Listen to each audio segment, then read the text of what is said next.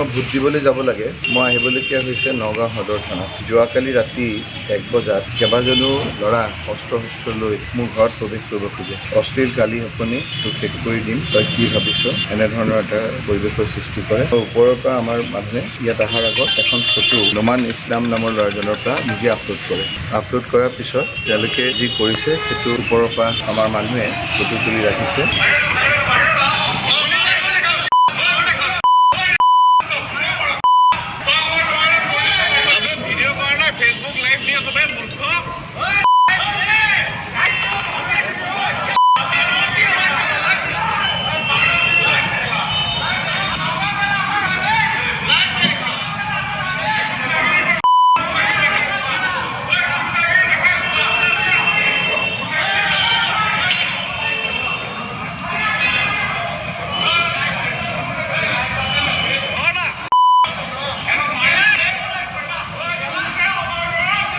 এতিয়া আপোনালোকক মই দি দিম কি পৰ্যায় পাইছেগৈ আজি ৰাজনীতি, সেই কথাখিনিকে আপোনালোকক দোহাৰিলোঁ। মই লগে লগে মুখ্যমন্ত্ৰী ডাঙৰীয়াক ৰাতি গোটেইটো আপলোড কৰিছোঁ আৰু এই বিষয়ে কথাখিনি জনাইছোঁ। তেওঁলোকে যাওঁ কি কৰে, তাৰপিছত মই এই গোটেই কথাখিনি আজি ইলেকশ্যনৰ পিছত গোটেই কথাখিনি ভালকৈ দিম।